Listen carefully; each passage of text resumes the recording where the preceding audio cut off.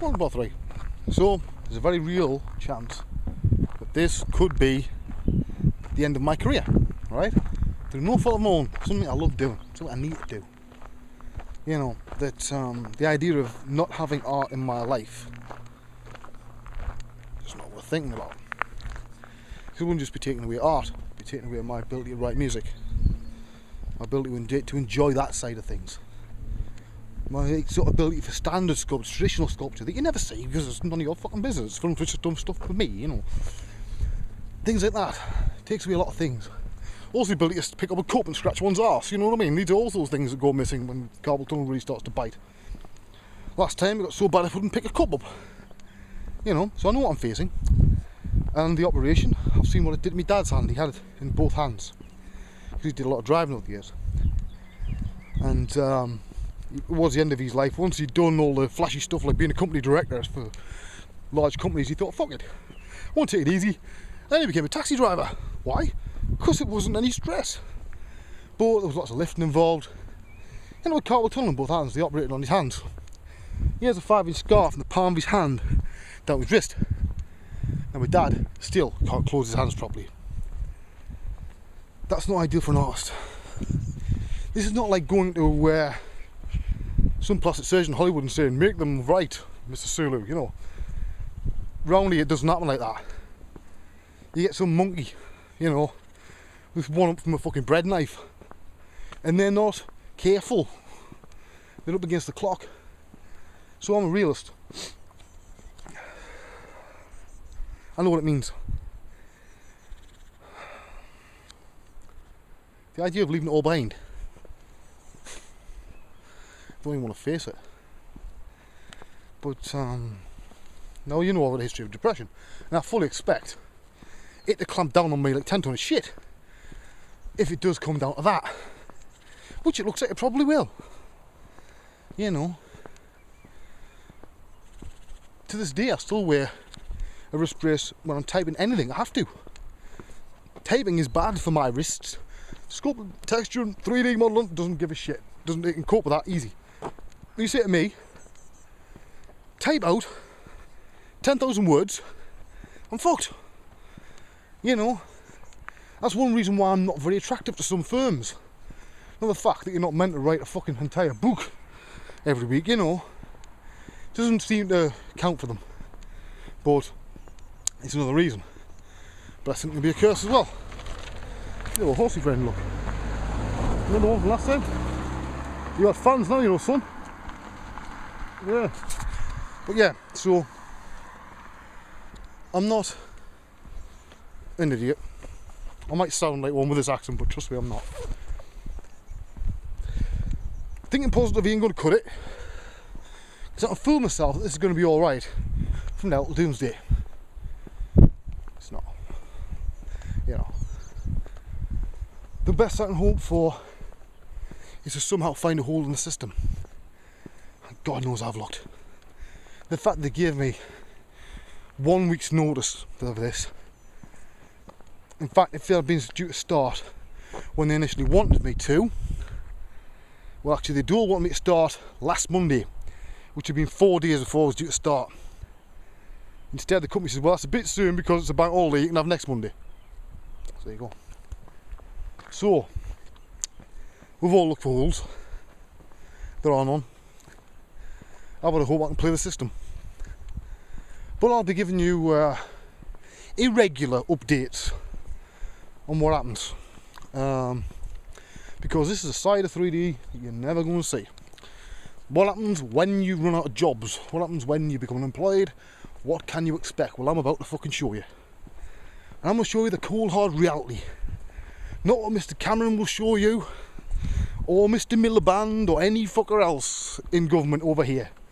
I'm going to show you the harsh reality of life. Because this is one of my last gifts. Now, total gifts. Should have mentioned this earlier, but there's always free videos, by the way. You want the links? Go and head over to the area and look on the Mudbox blog. It's one of my last gifts, probably my last big gift to the Mudbox community. And that was stuff that I had on the drive. Some of it was from the on-demand stream, and I needed this drive space. Can't afford a new drive. And for stuff for this short, it's taking a lot of fucking space, you know, uncompressed JPEGs, you know, uncompressed ABIs or whatever. you know, and massive fucking open XR files. So it was either deleted or put it for now, and I thought, fuck it, put it for now. Probably not going to have a career this time next year anyway, so. But yeah. But I suppose, looking at all I've done and where I've come from, because let's not forget, I started from the gutter and I worked my way up the hard way. Sometimes through people, had to go through people, not round them but through them, that was purposely standing in the way because it scared the shit out of them, anybody who wanted to rock the boat. You know, and that's the kind assumption. Now, I've tried my best to help people, done it wherever I can. Hope I've done a good enough job. I'll keep doing the Waynecast as long as I'm able. Now, I'm not going to be able to go out for these walks for the next 15 weeks. See, we're on this damn course. I will be able to put some videos from end user event, which is I think the 28th, 29th and the 1st of 20th, 29th of this month and 1st of July. If you go there, pop over and say hello. Buy me a drink, because you'll need to, because I'll be fucking skinned. I'll be going to end user with precisely 25 quid. That'll be it. The end. All I have. Normally I go with a pocket full of dosh every year, because I do pretty well, as a rule. Not this year though. There's a lot of people, I see a lot of people try to help, but nothing's came of it. I offend too many people by my presence. Look at that, that's so you can see it. A lot of birds flying around the field. You know, sometimes it's the worst points in your life where you see the most beautiful things, and tonight's no exception. I'll tell you a little story. Now, when I walk up from by the church, way over the start of the walk, right? There's two ways you can go. You can go the proper way where the bicycle track is, right? Or you can cut around, sort of like a sort of tangent of a circle, right, round this little track hidden by a big hill. And I went on the back of there because although it's a very muddy track and there's not mud, you can't really see where you're going. If you know where you're going, you're alright, right? And I do. Lived around here most of my life, right? And first of all, I saw 10 or 20 hares, you know, little baby hares running around. Well, look like babies. Probably not now, but you know, young hares running around. Now that's fucking amazing, you know. I walked a little bit further around the little corner, and there was a bird I've never seen before. It mustn't be from around, it must be from fucking Africa or some shit like that. It's lost, you know what I mean? It was like blue and green and red, and you don't have birds that colour in England, you know what I mean? You used to get red birds, a fucking robin redbreast in the winter. And when I was coming a bit further up, I saw a tiny little field mouse, you know. I've never seen a field mouse for years. And it came out the side of the path, stopped directly in front of me. Now I'm stood stock still, you know, I don't want to scare it. And it looks up at me for ages, a good 5-10 seconds, and then just turns around and slowly walks off. And now those are little magical moments, you know. I've been asked a lot last week, well, would you move for the job? Right now, move for anything, but it's not quite as simple. One, I'm not a single dude anymore, so any relocation package got to take into account. I have a wife and 2 kids now. Also, on top of that, there's a small matter of moving costs money, more than any relocation package, and that's not anything I have at the moment. I'm getting to the point where I'm thinking, what can I fucking sell to stay alive? You know, it's getting that bad. I'm not the only guy who's gone through a bad patch though. I've seen guys before that disappear off the scene for a year or two and they come back stronger. So what would happen if these hands can't do anything with them? Well, I could hope that if I took it easy and sat on my fat arse for a year or two, that maybe I'll start to be usable again. If that happened, I'd come back stronger than ever. I can promise you that. But if I'm forced to bow out, I always said I'd go with a bang, not a whimper. And the bang, I always thought, now I wouldn't do this one because I always had a plan called the good, the bad and the ugly. The good was, well, I've basically done that with the videos, right? I was the free videos. Good for mudbox people as well. They get ZBrush and mudbox people about. But then there was the bad, and then there was the oh fuck. Because I've been told a lot of things over the years that aren't public knowledge by many companies and individuals in 3D. Lots of little secrets. Lots of things that were very positive, and you think, fuck, why did we never know that? And other things you think, you are fucking joking. And there's a lot of that stuff.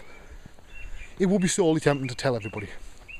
And next doing a massive expose, because what would I have to fucking lose then? I'd have fuck all, wouldn't I? I'd have no money, they could sue me now fucking Christmas, I've got out. But I still believe your word's your bond, you know what I mean? As much as part of me would love to do that, I wouldn't. Stupid, eh? But we'll see. Now I'm facing this big fucking hill here with the nice houses, most of which seem to be constantly in a state of getting repaired and rebuilt. Very strange, you know. And you've got little houses like that one, which is nice. But what time we got? It's nearly time to go. I want to try and get up here because there's a nice little corner that looks nice and picturesque. But as I say, wish me luck because I'm gonna fucking need it. I reckon at maximum, on a good day, my hands will have about a month before they give out on this course. So around the time of end user, basically. So if you see me wandering around with a wrist brace at end user, you'll know my days are numbered. So I'm not going to stop doing the Waynecast, but they won't be as regular because I won't be able to go out for my walk every week. So I'll be sitting fucking typing and learning how to use email. And we'll see, eh? Nice little corner, isn't it? Steep as well. And I'll see you all next time. I'll try and get a couple in before end user event, but I can't promise it, I don't know. By the way, I'm at EUE. And then we'll do plenty of embarrassing videos like last year. I'm Wayne Robson. Bye bye. Wish me luck.